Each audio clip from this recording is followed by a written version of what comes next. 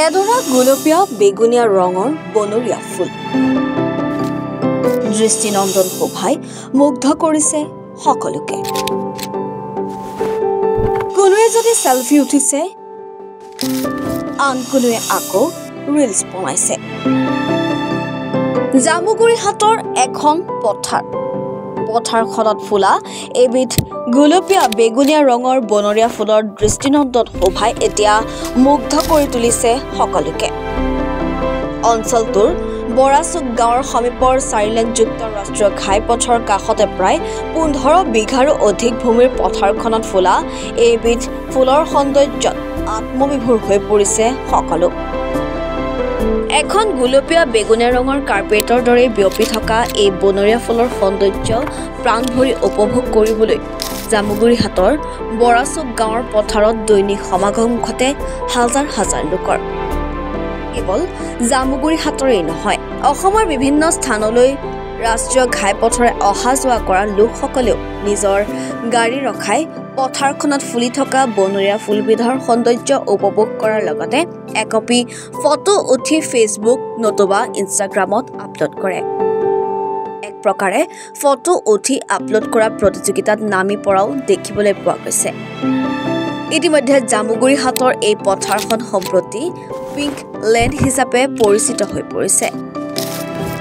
বনৰীয়া ফুলবিধৰ ওপৰত ফটো উঠিবলৈ অহা একাংশ যুৱকে এতিয়া ফুলবিধৰ ওপৰত বাইক আৰু মটৰচাইকেল ঘূৰাই ফুলবিধৰ অনিষ্ট সাধন কৰা ঘটনাই সৌন্দৰ্য পিপাসু প্ৰতিজন লোককে ব্যৰ্থিত কৰি তুলিছে। হয়, ইমান ধুনীয়া ফুলনি মই আহিছোঁ বৰ্তমান কলিয়াবৰৰ পৰা। অহা যোৱা কৰি থাকোঁতে দেখি থাকোঁ যে ইমান ধুনীয়া ফুল, আমি ভাবিলোঁ ইয়াতে চাই যাওঁ। আৰু ইয়াতে আমি বহুত মানুহ লগ পাইছোঁ, বহুত দূৰৰ পৰা আহিছে। ইমান ধুনীয়া ফুল হৈছে যি নেকি মানুহখিনিক ৰৈ থাকিব দিয়া নাই যে ইয়াত আহি এপাক চাই যাবহি পাৰিব। আৰু মানে মোৰ নিজৰে ভাল লাগিছে, ইমান ধুনীয়া এটা পৰিৱেশত যে মই সেইখিনি চাব পাৰিছোঁ। ইয়াৰ 2 বছৰ 3 বছৰ আগতেও হৈ আছে, মই প্ৰতি বছৰ ইয়াত আহি থাকোঁ আৰু বহুত বেছি ভাল লাগে। পাৰিলে সকলোৱে যে ইয়াতে আহক, এবাৰ চাই যাওক জামুগুৰিহাটত। এয়াই আৰু মই কৈছোঁ, ইমান ধুনীয়া পৰিৱেশ, আপোনালোকে এবাৰ চাই ল'ব পাৰে।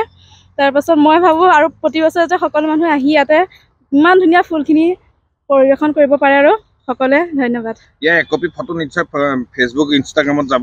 হয়, মোৰ আগতেও 2 কপি ফটো 2 বছৰ মই আপলোড কৰা আছে।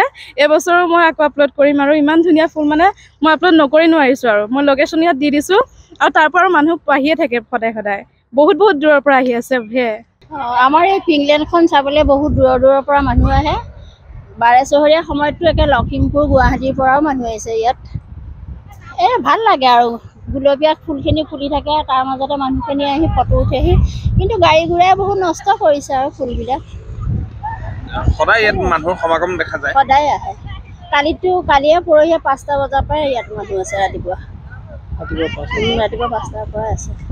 কেনেকুৱা লাগে? বৰ ধুনীয়াকৈ ফুলি থাকে, ভাল লাগে। সেই ভাল লাগে কাৰণেতো দূৰৰ পৰা মানুহবিলাক আহে ইয়াত ফটো উঠিবলৈ। আপোনালোকে ফটো উঠিলে? আমি প্ৰতি বছৰে আহোঁ, ওচৰতে আৰু ফটো উঠা বুলি নহয়, এনে চাবলৈ আহোঁ দূৰৰ পৰা অহা মানুহবিলাক। চকু জোৰ পেলাবলৈ আহে। হয়। আমি বিশ্বনাথ চাৰিআলিৰ পৰা আহিছোঁ। জামুগুৰিহাটৰ 4 লাইনৰ কাষৰ গোলপীয়া ফুলখিনি সৌন্দৰ্য দেখি খুবেই ভাল লাগে। যোৱাবাৰো আহিছিলোঁ, এইবাৰো আহিছোঁ।